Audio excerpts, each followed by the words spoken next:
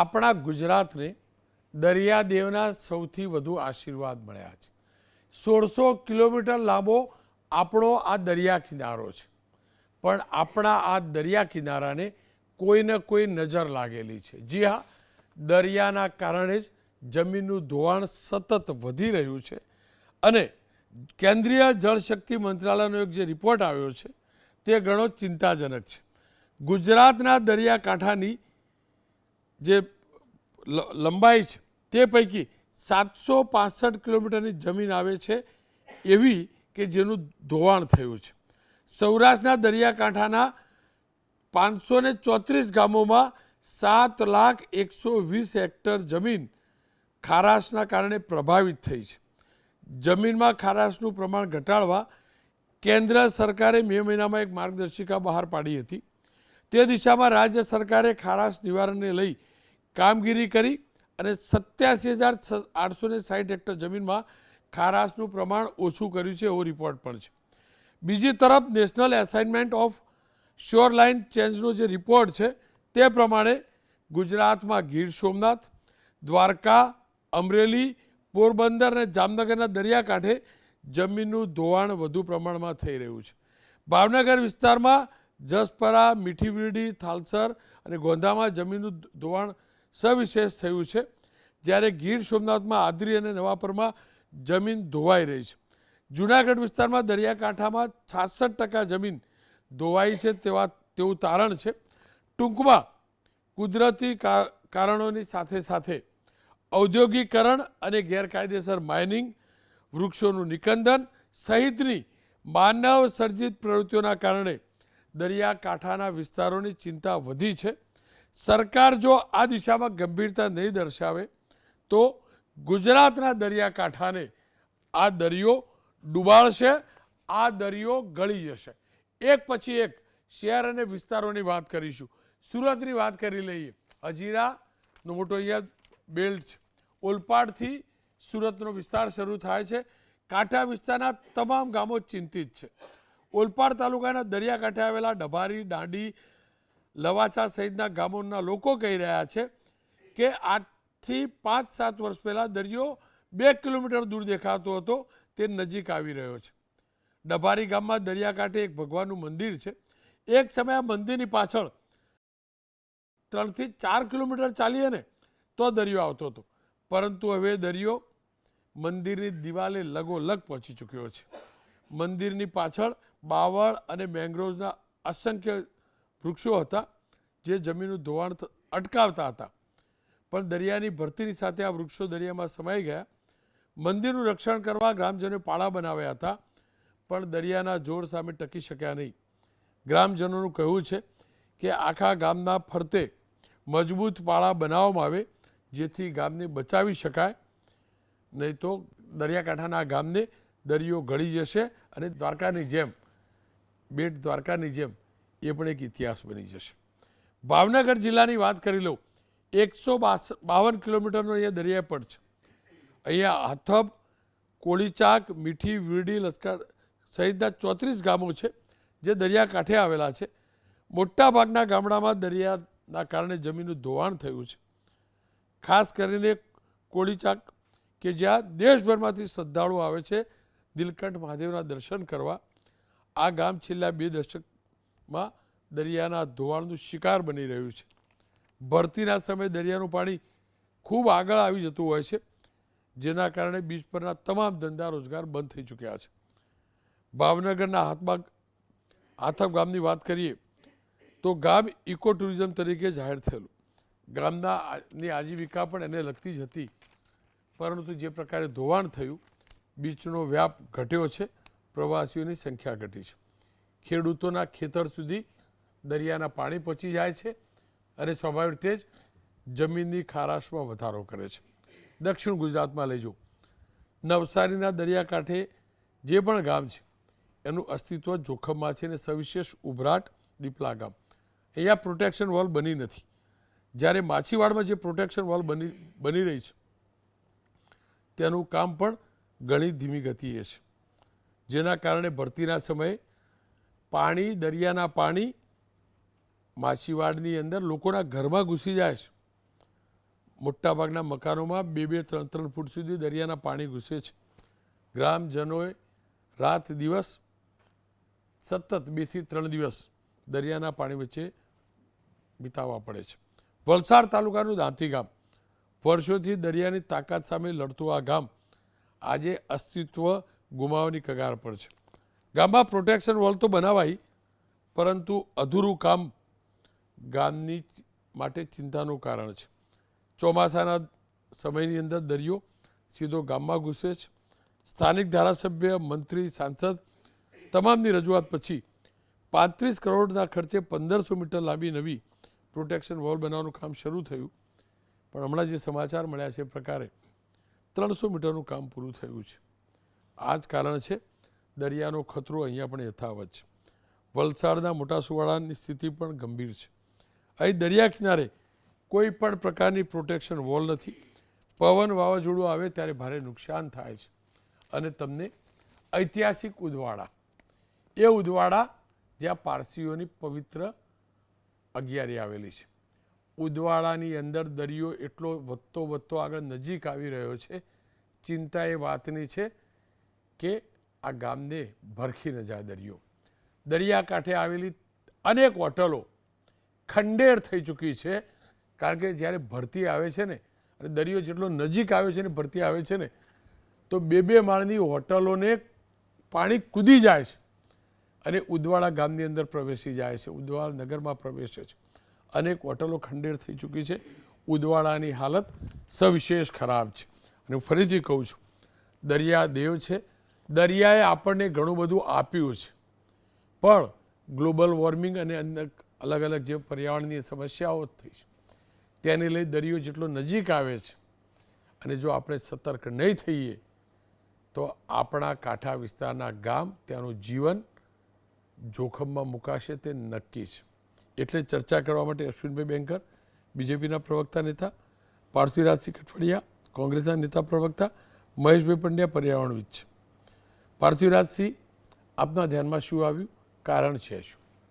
રોનકભાઈ, ખાસ કરીને બહુ અગત્યનો મુદ્દો, છેલ્લા કેટલાય વર્ષથી જે પરિસ્થિતિઓ, જે આપણું કોસ્ટલ લાઇન, જેને કહી શકાય કે દરિયાઈ કાંઠો જે છે, એના ઉપર જે પ્રકારનું પોલ્યુશન, જે પ્રકારના CRZના વાયોલેશન, જેના આંકડા કેગના રિપોર્ટમાં, જેની વિગતો કેગના રિપોર્ટમાં આપેલી હોય, એવી અનેક બાબતો સામે આવી છે.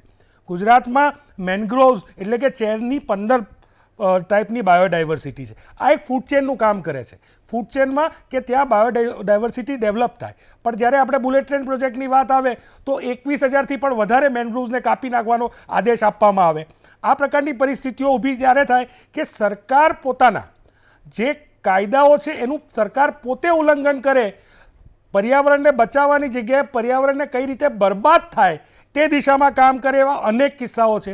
જેવી રીતે સચાણા, જામનગરનું સચાણામાં શિપ બ્રેકિંગ યાર્ડ જેને બંધ કરી દેવામાં આવ્યું હતું, આ સરકારે પાછું ચાલુ કરી દીધું. પરિસ્થિતિ એ છે કે બાજુમાં જ ખીજડીયા કરીને બર્ડ સેન્ચુરી છે, એને સીધો ઇમ્પેક્ટ થાય છે.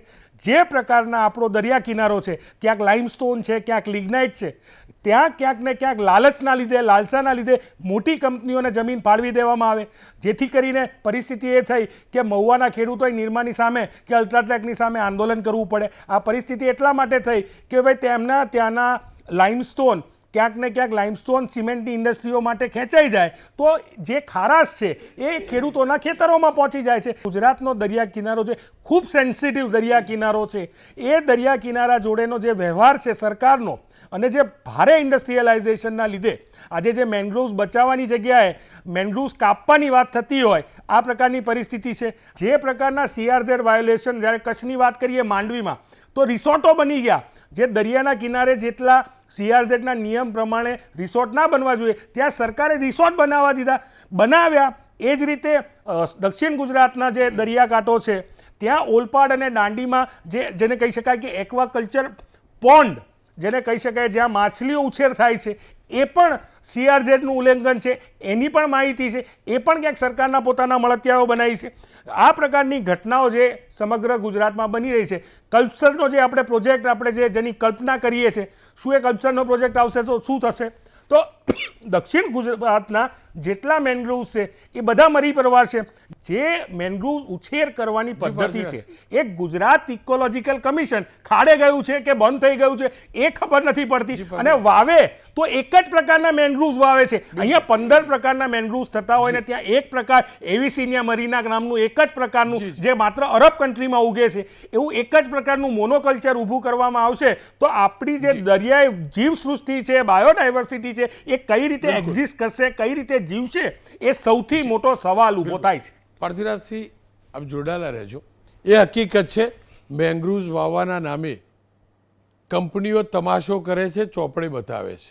હું પણ સાક્ષી છું. વર્ષો પહેલાં સુરતના દરિયા કિનારે કંપનીએ CSR એક્ટિવિટીના નામે અમને લઈ ગયેલા. મને વખત મેંગ્રુવ્સમાં ખબર બી નહોતી પડતી શું કહેવાય, પણ પછી ખબર પડી દરિયાનું પાણી આગળ વધતા રોકવા માટે મેંગ્રુવ્સ જરૂરી છે. પછી કોઈ ધ્યાન આપતું નથી. એકવાર આંકડો પડી ગયો, કંપની આટલા મેંગ્રુવ્સ ઉગાડ્યા. સાથે એ પણ હકીકત છે કે દરિયાની ખારાશના કારણે કાંઠા વિસ્તારના ખેડૂતો બરબાદ થઈ રહ્યા છે. મને યાદ છે ભાવનગરની અંદર સ્થાનિક લોકોએ જાતે બંધારો બનાવેલો એટલે કે દરિયાનું પાણી આગળ ન વધે. મારી સરકાર એટલું ના કરી શકે મારા ખેડૂત માટે? દરિયો ચોક્કસથી ટુરિઝમ થકી રોજગારી આપે છે, ફિશિંગ ઉદ્યોગ જરૂરી છે, એની પણ રોજગારી મળે છે, પણ મારા ખેડૂતની ખેતી પણ તો એટલી જરૂરી છે ને. અને બીજું, માછીમારી કરતા અશ્વિનભાઈ, માછીમારી કરતા જેટલા પણ માછીમારો છે એમના ગામ દરિયા કિનારે આવેલા છે, એને પણ તો જીવંત રાખવા જરૂર છે. નજીક આવતા દરિયાને રોકવા સરકારના પ્રયાસો કેમ કારગર સાબિત નથી થતા? હું નથી કહેતો, જળ શક્તિ મંત્રાલયનો રિપોર્ટ કહે છે. ડર છે દરિયો મારા દરિયા કિનારાને ગળી જશે. રોનકભાઈ, ખૂબ અભ્યાસુ વાતો અહીંયા થઈ છે, પરંતુ આ અભ્યાસની અંદર ગુજરાતના 1600 કિલોમીટરના દરિયામાં દરિયો નજીક આવે છે એ ગુજરાત માટે આશીર્વાદરૂપ છે. ઘણી જગ્યાએ ઇરોઝન થયું છે અને ઘણી જગ્યાએ દરિયાનું પાણી આગળ આવ્યું છે. જ્યારે દરિયાનું પાણી આગળ આવે છે ત્યારે એનાથી થતા ફાયદા શું છે હું તમને હમણાં ગણાવું. પરંતુ કારણમાં પડીએ તો કારણ એ છે કે ગ્લોબલ વોર્મિંગના કારણે ગુજરાતના દરિયામાં પણ મોટી અસરો થઈ છે. આપે આપના રિપોર્ટમાં વર્ણવ્યું કે દક્ષિણમાં જે ઓલપાડથી લઈને આવેલા ગામોમાં દરિયો નજીક આવે છે. ત્યારે આપણે જોયું કે લોથલ જેવું આપણું પુરાણું બંદર અને બગોદરાથી શરૂ થતો દરિયો છે કે અત્યારે ભાવનગરથી લઈ કોળિયાક સુધી, કોળિયાકનું મંદિર પણ વર્ષમાં એકવાર એની આપણે ધજા ચડાવી શકીએ સ્થિતિ થઈ છે. હવે વાત કરું ગ્લોબલ વોર્મિંગની સાથે સાથે ક્યાંક ને ક્યાંક મેન મેડ દરિયામાં થતી બાંધકામની એક્ટિવિટી અને એના કારણે પણ ક્યાંક ને ક્યાંક ઇરોઝનના દાખલાઓ જોવા મળે છે, પરંતુ તે નગણ્ય છે.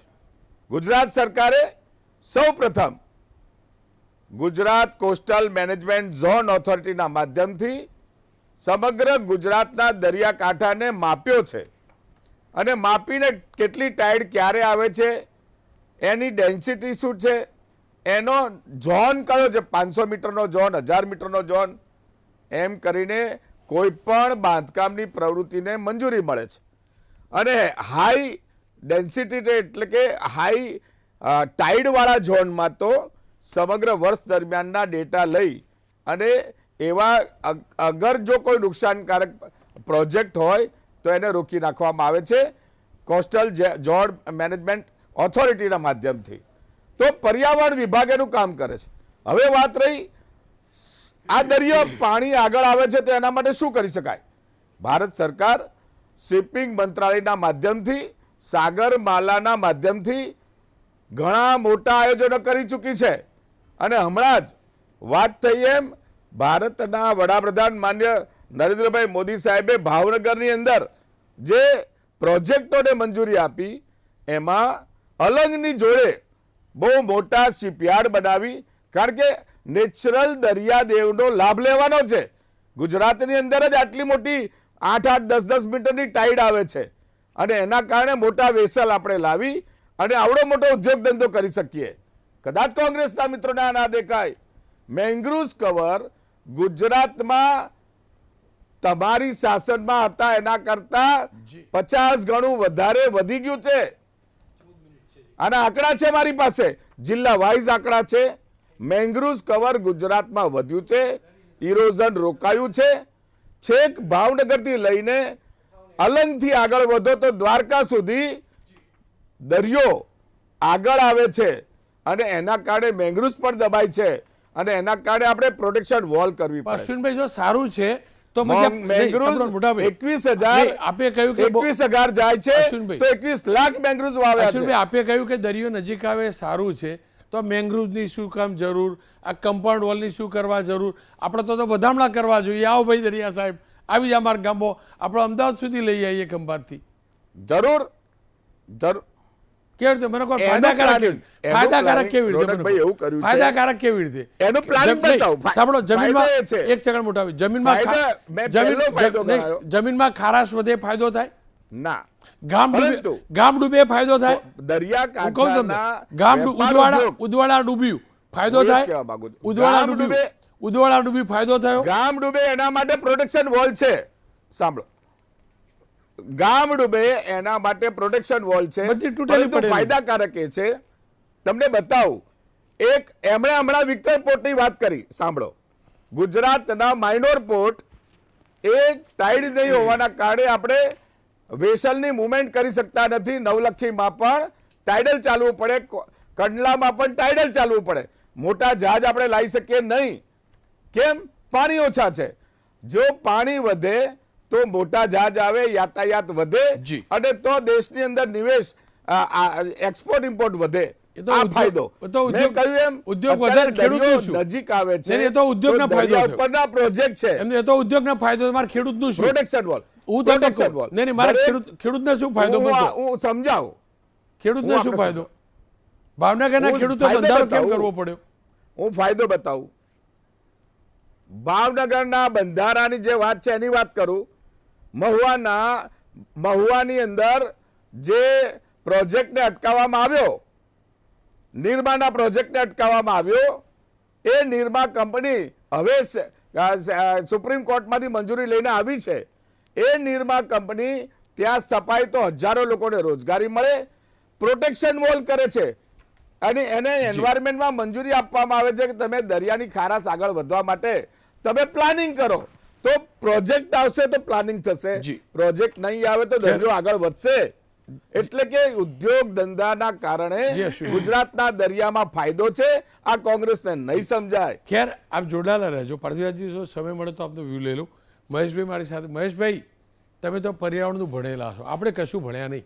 મને એટલી ખબર છે, સુરત હતો ને તો મારા સુરતની અંદર આખું જે દફન કરેલું હતું ને ગામ, ત્યાં દફન કરે એ આખા આખા હાડપિંજર નીકળેલા દરિયો એટલે નજીક આવેલો.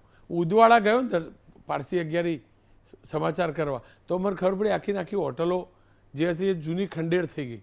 હું સમજી નથી શકતો ફાયદો છે એમાં નુકસાન. મને એટલી ખબર છે, ખારાશ વધે ને તો મારો ખેડૂત બરબાદ થઈ જાય. અશ્વિનભાઈ લઈ આવ્યા કે ફાયદો થાય. ફાયદો કઈ રીતે, નુકસાન કઈ રીતે? રોનકભાઈ, સરસ વિષય લીધો છે. મને ખબર નથી પડતી ફાયદો કેવી રીતે થાય, કારણ કે ક્લાઇમેટ ચેન્જ જે યુનાઇટેડ નેશનનું એક વિંગ છે, UNFCCC, એમણે IPC ઇન્ટર ગવર્મેન્ટલ પોલિટિકલ એક ફોરમ બનાવ્યું છે.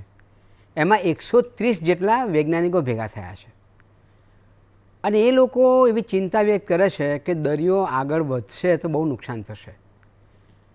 2021માં સિંગાપુરમાં મિટિંગ મળી, એમાં ગુજરાતની પણ એમણે ચિંતા કરેલી.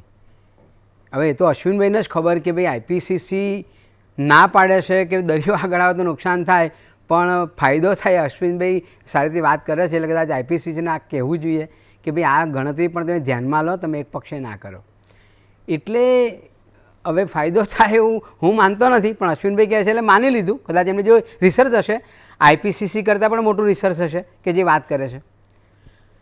સવાલ એ છે કે અત્યારે આપણો જે દરિયા કિનારો જે છે, રોનકભાઈ, આપણે જે 1600 કિલોમીટરની વાત કરીએ છીએ, નવા સીમાંકન પ્રમાણે 2300 કિલોમીટર લાંબો થઈ ગયો છે અને ભારતની સરકારે 1991માં કોસ્ટલ રેગ્યુલેશન ઝોન નામનું એક જાહેરનામું બહાર પાડેલું અને એ પ્રમાણે કોસ્ટલ ઝોન મેનેજમેન્ટ પ્લાન બનાવવાનો હતો કે ભાઈ આડેધડ ઉદ્યોગો ના આવે અને ઉદ્યોગો તો જોઈએ જ છે આપણે, ઉદ્યોગોનો ક્યારેય વિરોધ નથી થતો અને થવો પણ ના જોઈએ. ઉદ્યોગોના પ્રદૂષણનો વિરોધ થાય, ઉદ્યોગોના ગેરકાયદેસર બાંધકામનો વિરોધ થાય, ઉદ્યોગોનો વિરોધ ક્યારેય ના કરાય.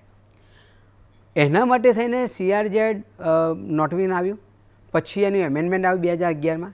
એ પ્રમાણે coastal zone management plan authority પણ બની, જેની વાત અશ્વિનભાઈએ કરી. હવે આ જે રિપોર્ટ જે મારી આગળ છે એ ગુજરાતની વિધાનસભામાં 22મી સપ્ટેમ્બર 2023ના રોજ મૂકવામાં આવ્યો. એ રિપોર્ટ એ CAGનો રિપોર્ટ છે. CAGનો રિપોર્ટ એમ કહે છે સમુદ્ર તટીય પર્યાવરણના સંરક્ષણ અને વ્યવસ્થાપનની કામગીરીનો ઓડિટ અહેવાલ.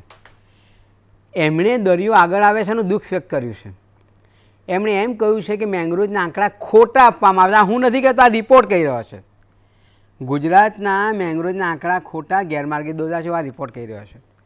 એમણે એમ કહ્યું કે કોસ્ટલ ઝોન મેનેજમેન્ટ ઓથોરિટીમાં માનવ બળ જ નથી, કોઈ ફરિયાદો લેવામાં આવતી નથી. એમણેથી આગળ જઈને કહ્યું છે કે કોઈ ફરિયાદ રજીસ્ટર થતી નથી, એની વેબસાઇટ અપડેટ થતી નથી, આવું કહ્યું છે.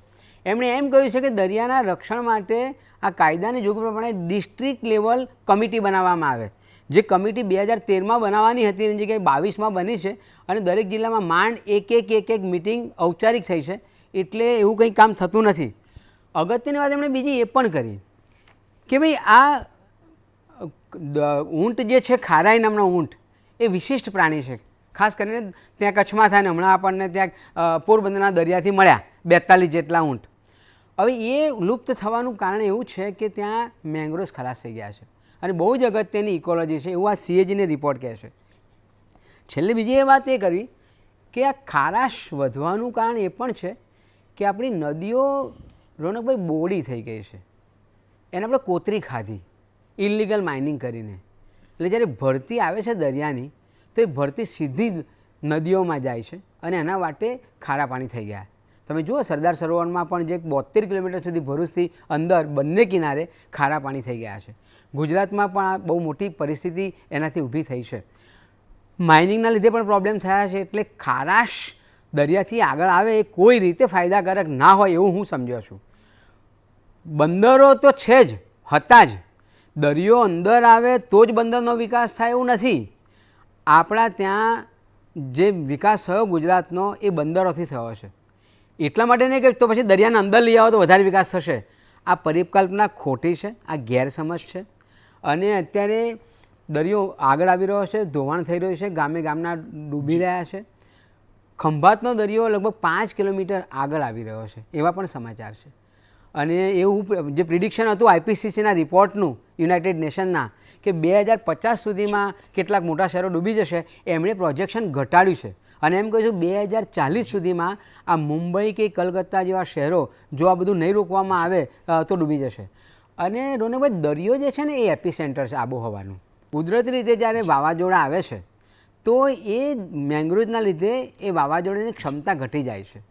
બીજી બાજુ જે માછલીઓ આવે છે એ બધી પ્રજનન પણ ત્યાં કરે છે. એટલે મેંગ્રોવ એ પ્રોટેક્શન વોલની સાથે સાથે દરિયાઈ જીવસૃષ્ટિને જીવંત રાખવા માટેનું એક અગત્યનું પરિબળ છે અને એને જો નુકસાન કરે તો ખોટું છે. એટલે દરિયો આગળ આવે એ મને નથી લાગતું કે કોઈ પણ રીતે ફાયદાકારક હોય અને જો હોય તો પછી IPCCને રિપોર્ટ કરવો જોઈએ કે તમારો રિપોર્ટ ખોટો છે. દરિયો આગળ આવે એ દેશ માટે, દુનિયા માટે બહુ સારી વસ્તુ છે. એટલે મને સમજ નથી પડતી કે દરિયો આગળ આવે સારો કહેવાય કે ખોટું કહેવાય. ખેર કદાચ એવું બની શકે કે ટુરિઝમ વધે, પણ મને એટલી દેશી સમજ પડે કે ખારાશ વધે તો મારા ખેડૂતની ખેતી બરબાદ થાય, ખારાશ વધે જમીન બંજર થાય. હા, ખારાશ વધે તો સફેદ રણ બને, પણ સફેદ રણનો પ્રોજેક્ટ ખાલી કચ્છમાં જ સફળ થાય, બાકી તિથલના દરિયા કિનારે સફેદ રણ કરવા જઈએ ને તો બરબાદ થઈ જઈએ. અને જો ધ્યાન નહીં રાખીએ ને તો એ જ સ્થિતિ સર્જાશે. પ્રોટેક્શન વોલ તૂટી જાય છે. ખેડૂતોએ જાતે બંધારા બનાવવા પડે છે. ફરીથી કહું છું, ઉદ્યોગની ના નથી, પણ માનવ અને પ્રકૃતિને નુકસાન કરતા ઉદ્યોગોની કોઈ જરૂર નથી. દરિયો ડૂબાડી રહ્યો છે, દરિયો દેવ છે, એની પૂજા છે. પણ જો આપણે ધ્યાન નહીં રાખીએ ને તો દરિયો આપણા જ દરિયા કિનારાના ગામડાને ખાઈ જશે. દરિયાદેવને પ્રાર્થના કરીએ, ખમૈયા કરો. સરકાર પ્રયાસ કરે કે ન કરે, મહેરબાની કરીને આપ આગળ ન વધશો. અને એ ઉદ્યોગો જેમના પાપે આ બધું થઈ રહ્યું છે એમની ઉપર પણ કંટ્રોલ થાય ને જરૂરી છે. મારું ગામ ડૂબે ને એ ક્યારે ન ચાલી શકે.